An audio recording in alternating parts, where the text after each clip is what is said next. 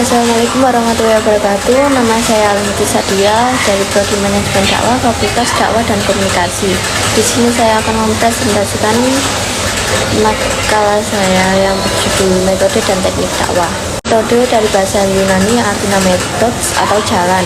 Dapat diartikan sebagai cara sistematis untuk menyeru manusia ke jalan Allah, baik dilakukan secara perorangan ataupun secara kelompok, yang membawa manusia untuk memperoleh saadat dunia dan akhirat. Definisi menurut Al-Bayaluni, metode dakwah yaitu cara yang ditempuh oleh pendakwah dalam berdakwah atau cara untuk menerapkan strategi dakwah. Menurut Said bin Ali Al-Khatami 1994 halaman 101, dakwah merupakan ilmu yang mempelajari cara untuk berkomunikasi secara langsung dan mengatasi beberapa kendala-kendalanya.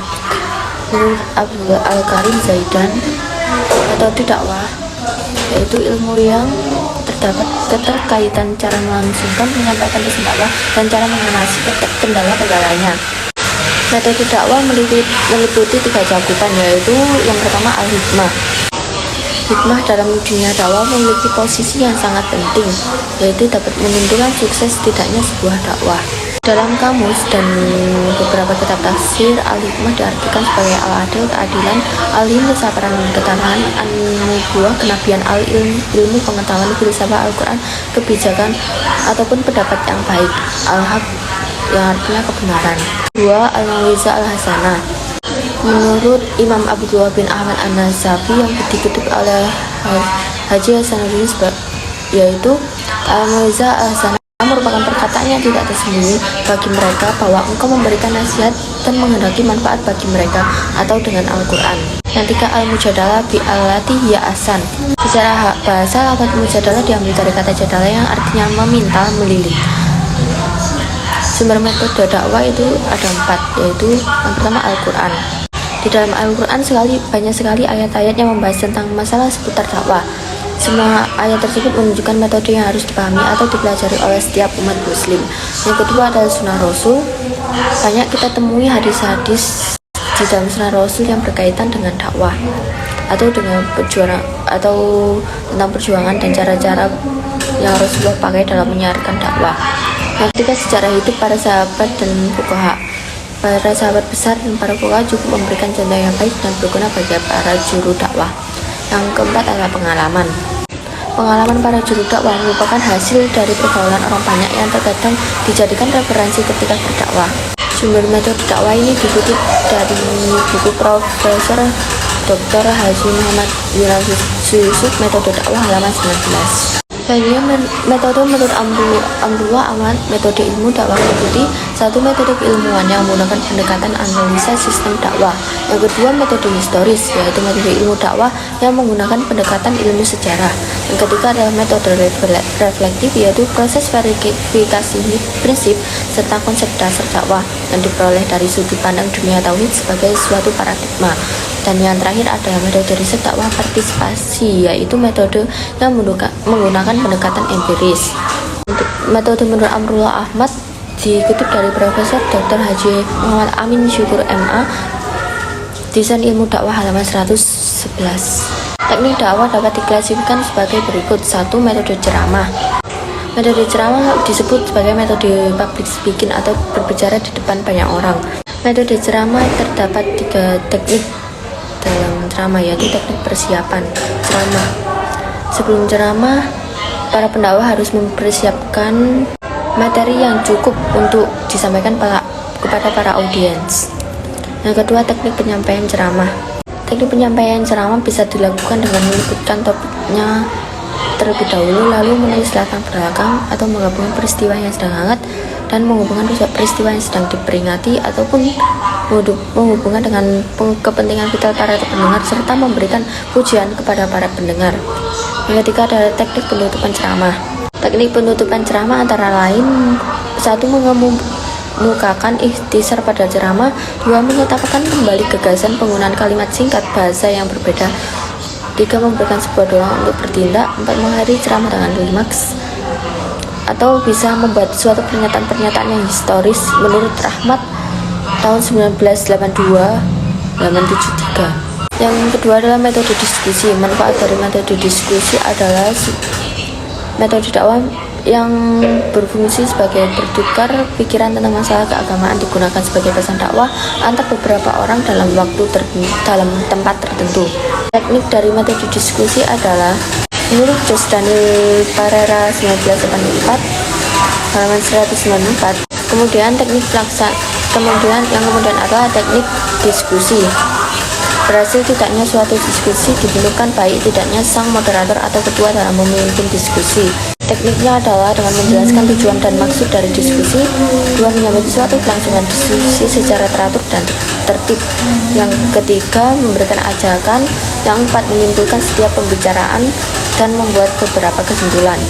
Yang ketiga adalah metode konseling. Menurut Juwana Wijaya tahun 1988 halaman 128, teknik konseling ada tiga, yaitu teknik non-direktif. Sebagian dakwah meyakini jika klien sebagai mitra dakwah bisa menyelesaikan masalahnya sendiri. Yang kedua, teknik direktif. Klien dipandang tidak memiliki kemampuan apapun. Yang ketiga adalah teknik elektif. Pendakwah konselor menggunakan kedua teknik sesuai dengan masalah yang sedang berlangsung. Kemudian kita akan membahas metode karya tulis. Metode karya tulis terbagi 3 macam teknik, yaitu teknik penulisan. Bisa kita lihat dari artikel, buku, majalah, atau jurnal, model hiburan, novel, cerita pendek, anekdot. Yang selanjutnya adalah teknik penulisan surat. Apabila menggunakan surat, maka pesan bisa terdokumentasi dan dibaca sewaktu-waktu. Yang ketiga adalah teknik pembuatan gambar. Teknik pembuatan gambar biasanya berupa kaligrafi yang bisa kita lihat di tempat manapun seperti di masjid atau dan lain-lain.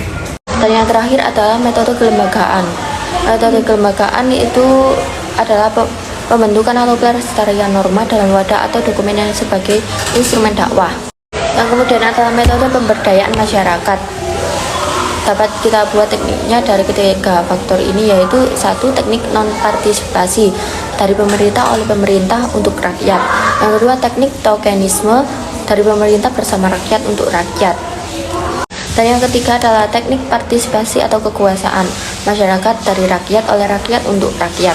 Sekarang kita akan membahas tentang taktik dakwah. Taktik dakwah itu terbagi menjadi 7 macam, yaitu tablik.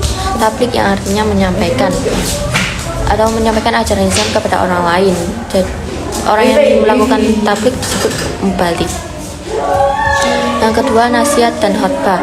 Nasihat adalah konseling untuk memecahkan atau mengatasi keagamaan seseorang. Dan khotbah adalah bercakap-cakap tentang masalah yang penting. Adalah tafsir dan tanzir. Tafsir adalah memberikan uraian keagamaan kepada orang lain yang isinya berupa suatu berita yang menggembirakan bagi orang yang menerimanya. Sedangkan tanzir yaitu memberikan uraian keagamaan kepada orang lain tetapi berupa peringatan atau ancaman bagi orang-orang yang melanggar syariat Allah. Wasiat dan tausiah. Wasiat berarti pesan atau perintah tentang sesuatu. Kegiatan wasiat disebut juga dengan tausiah. Dan yang kelima adalah tarbiyah dan taklim. Keduanya diartikan sebagai pendidikan atau pengajaran. Atau bisa diartikan sebagai mendidik, mengasuh, tumbuh, memelihara. Yang keenam adalah amar ma'ruf nahi mungkar, yang artinya memerintahkan kebaikan, tidak dapat dipisahkan dari nahi mungkar, mencegah kemungkaran atau perbuatan yang terlarang. Dan yang terakhir adalah al-jihad. Menurut bahasa berasal dari kata al-jadu dan al-judu, yakni kekuatan atau kemampuan. Materi yang selanjutnya adalah pemahaman metode dakwah dalam surat An-Nahl surat ke-16 ayat 125. Sekarang kita akan mendengarkan surat An-Nahl ayat 125 dari Syekh Muhammad As-Sudais. ادع إلى سبيل ربك بالحكمة والموعظة الحسنة وجادلهم بالتي هي أحسن إن ربك هو أعلم بمن ضل عن سبيله وهو أعلم بالمهتدين. Nah, dari surat tersebut bisa kita pahami bahwa kita dituntut untuk dapat berdakwah sekaligus berdebat. Terdapat 3 macam dalam berdebat, yaitu cara yang baik, cara yang sangat baik, atau cara yang tidak baik. Cara yang terbaik inilah yang diperintahkan di dalam surat An-Nahl ayat 125. Jadi surat An-Nahl ini tidak hanya membicarakan metode dakwah seperti apa yang dipahami para ulama selama ini, melainkan tentang pendekatan dakwah yang berpusatkan pada mitra dakwah maupun pendakwahnya. Kita diperintahkan untuk melakukan perubahan atau meningkatkan kualitas iman mitra dakwah dengan cara berdakwah secara terus-menerus. Dari materi yang sudah saya jelaskan tadi, mulai dari teknik dan pemahaman metode dakwah surat An-Nahl, dikutip dari buku Profesor Dr. Muhammad Ali Aziz, Magister Agama Ilmu Dakwah, Jakarta Kencana 2004. Sekian dari saya, apabila ada salah kata, saya memohon maaf yang sebesar-besarnya. Wassalamualaikum warahmatullahi wabarakatuh.